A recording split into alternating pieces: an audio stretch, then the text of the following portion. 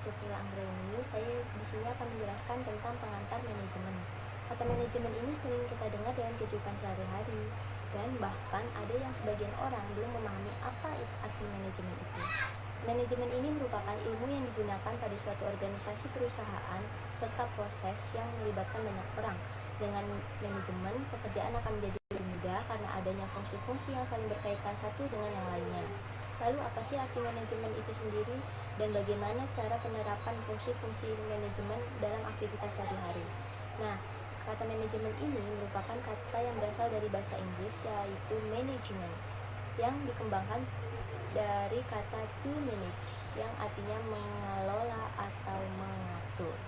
Kata manajemen ini merupakan juga dari bahasa Italia, yaitu managio, yang diadopsikan dari kata manager. Manager ini merupakan gabungan dari bahasa Latin, yaitu manus yang artinya tangan dan egri yang artinya melaksanakan. Dan ada juga yang mengatakan bahwa kata manajemen ini merupakan dari bahasa Prancis kuno yang artinya seni melaksanakan dan mengatur.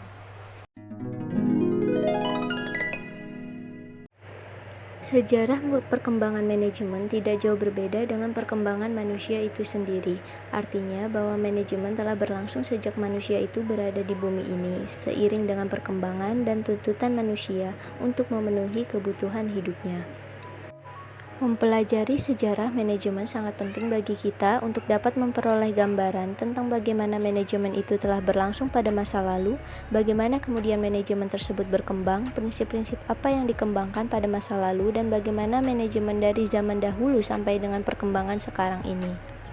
Masyarakat di masa lalu keterampilannya terbatas serta keahlian yang sederhana. Tujuan hidup dalam perkembangannya ada ilmu pengetahuan dan teknologi. Ada beberapa variabel yang diperhatikan dalam manajemen ilmiah. Yang pertama, pentingnya peranan manajer dalam menggerakkan dan meningkatkan produktivitas perusahaan. Yang kedua, pengangkatan dan pemanfaatan tenaga kerja dengan persyaratan-persyaratannya. Yang ketiga, tanggung jawab kesejahteraan pegawai karyawan. Yang keempat, kondisi yang cukup untuk meningkatkan produktivitas kerja. Ada beberapa teori ilmiah menurut perintis dan pencetusnya secara kronologis, yaitu yang pertama Robert Owen. Nah, dalam teorinya ini, ia mengatakan tentang peranan sumber daya manusia sebagai kunci keberhasilan perusahaan. Dua, yaitu Charles Babbage. Charles ini merupakan seorang profesor matematika yang telah banyak mencurahkan perhatiannya bagi cara-cara kerja di pabrik supaya lebih efisien. Nah, Charles ini juga percaya bahwa penerapan prinsip-prinsip ilmiah dalam proses kerja akan meningkatkan kualitas kerja. Ketiga, yaitu Frederick W. Taylor. Nah, ada 4 prinsip manajemen menurut Taylor. Yang pertama, kembangkanlah sebuah ilmu bagi setiap unsur-unsur pekerjaan seseorang yang akan menggantikan metode kaidah ibu yang lama. 2, yaitu secara ilmiah pilihlah dan kemudian ajarilah, latihlah, dan kembangkanlah pekerjaan tersebut. Ketiga, yaitu bekerjasamalah secara sungguh-sungguh dengan para pekerja untuk menjamin pekerjaan yang dilaksanakan dengan prinsip-prinsip ilmu yang dikembangkan tadi. 4, bagilah pekerjaan dan tanggung jawab secara merata antara pimpinan dan para pekerja. 4, yaitu Henry L. James. Gagasan Henry ini mempunyai kesamaan dengan gagasan Taylor, yaitu yang pertama, kerjasama yang saling menguntungkan antar manajer dan karyawan. 2, mengenai metode selektif yang ilmiah untuk menentukan tenaga kerja yang benar-benar tepat. 3, sistem bonus dan penggunaan instruksi dalam pengaturan kerja. 5, Frank Lee dan William Gilbert. Menurut Frank Gilbert, bahwa antara gerakan dan kelelahan itu saling berkaitan. Suatu gerakan yang dihilangkan juga menimbulkan kelelahan. Sedangkan menurut William Gilbert, dalam pengaturan untuk mencapai gerakan yang efektif dapat mengurangi kelelahan, maka akan mempunyai pengaruh terhadap upaya untuk pengoptimalan kemampuan pekerja sebagai manusia. 6. Harrington Emerson. Harrington ini mencetuskan ide-ide yang terformulasi dalam 12 prinsip, yaitu yang pertama, perumusan tujuan dengan jelas. 2, kegiatan yang dilaksanakan masuk akal. 3, tersedianya staf yang cakap. 4, terciptanya disiplin kerja. 5, pemberian balas jasa yang adil. 6, laporan terpercaya, cepat, tepat, dan kontinu. 7, pemberian instruksi perencanaan dari urutan-urutan kerja.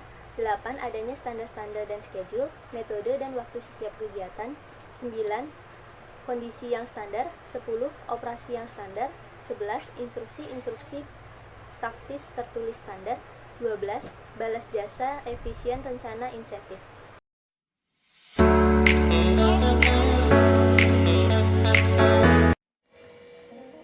1. Henry Fayol, seorang industriawan Prancis yang kemudian terkenal sebagai bapak manajemen operasional, mengembangkan manajemen sebagaimana yang berjudul Administration Industrielle et Générale.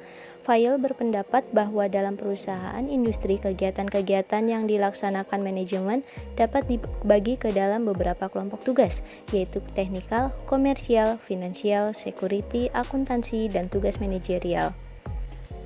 2. James D. Money. Kaidah-kaidah yang diperlukan untuk menetapkan organisasi manajemen yaitu yang pertama koordinasi, kedua prinsip skalar, 3 prinsip fungsional, 4 prinsip staff. 3. Mary Parker Wallace. Arti penting dan pandangan Wallace terlihat dalam Dynamic Administration. Wallace berpendapat bahwa dengan membuat karyawan merasa memiliki perusahaan akan tercipta rasa tanggung jawab kolektif. 4. Chester E. Bernard. Fungsi utama manajemen menurut Chester adalah perumusan tujuan dan pengadaan sumber daya yang dibutuhkan untuk mencapai tujuan.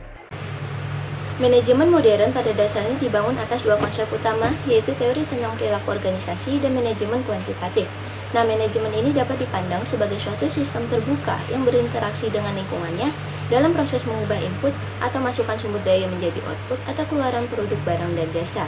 Menurut Stoner, Dowling, Smart, dan Huber bahwa manajemen sumber daya manusia merupakan pengakuan tentang pentingnya tenaga kerja organisasi sebagai sumber daya manusia yang sangat penting dalam memberi kontribusi bagi tujuan-tujuan organisasi dan penggunaan beberapa fungsi serta kegiatan untuk memastikan bahwa sumber daya manusia tersebut digunakan secara efektif dan adil bagi kepentingan individu, organisasi, maupun masyarakat. Sedangkan menurut Stoner, manajemen sumber daya manusia ini meliputi penggunaan sumber daya manusia secara produktif dalam mencapai tujuan-tujuan organisasi dan pemuasan kebutuhan pekerja secara individual. Fungsi manajemen sumber daya manusia yaitu yang pertama, perencanaan untuk kebutuhan sumber daya manusia, 2. Staffing sesuai dengan kebutuhan organisasi, 3. Penilaian kinerja, 4. Perbaikan kualitas pekerja dan lingkungan kerja, 5. Pencapaian efektivitas hubungan kerja. Tujuan manajemen sumber daya manusia menurut Koshwe yang pertama, memberi dukungan dan kondisi yang akan membantu manajer dalam mencapai tujuannya. 2. Menyediakan media komunikasi antara pekerja dan manajemen organisasi. 3. Bertindak sebagai pemelihara standar organisasional dan nilai dalam manajemen sumber daya manusia. Sedangkan menurut Schuller, manajemen sumber daya manusia memiliki 3 tujuan utama, yaitu yang pertama, memperbaiki tingkat produktivitas, memperbaiki kualitas kehidupan kerja, dan meyakinkan bahwa organisasi telah memenuhi aspek-aspek legal. Organisasi merupakan suatu sistem yang terdiri dari subsistem atau bagian-bagian yang sangat berkaitan satu dengan yang lainnya dalam melakukan aktivitasnya. Menurut Handoko, organisasi merupakan kumpulan-kumpulan dari peranan hubungan dan tanggung jawab yang jelas dan tepat. Menurut Sutarto, bahwa organisasi banyak keuntungan dapat diperoleh dari hubungan antara individu-individu dan kelompok. Sedangkan menurut Anthony, tujuan organisasi dapat dicapai melalui tatanan atau manajemen yang dilakukan terhadap sejumlah orang sebagai pelaksana pekerjaan organisasi. Kepemimpinan menurut Handoko adalah kemampuan yang dimiliki seseorang untuk mempengaruhi orang lain agar mencapai tujuan dan sasaran. Menurut King dan Cleland, alasan perlunya perusahaan memiliki misi yang pertama memastikan kesamaan tujuan organisasi, 2 menjadi landasan untuk memotivasi pemanfaatan sumber daya organisasi, 3 mengembangkan landasan atau standar untuk pengalokasian sumber daya organisasi, 4 menetapkan warna umum iklim organisasi. Implementasi strategi adalah sebuah tindakan pengelolaan bermacam-macam sumber daya organisasi dan manajemen yang mengarahkan dan mengendalikan pemanfaatan sumber-sumber daya perusahaan melalui strategi yang dipilih. Motivasi menurut Hedi Rahman Ranuponjojo dan Suat Husnan adalah proses untuk mencoba mempengaruhi seseorang agar melakukan sesuatu yang kita inginkan.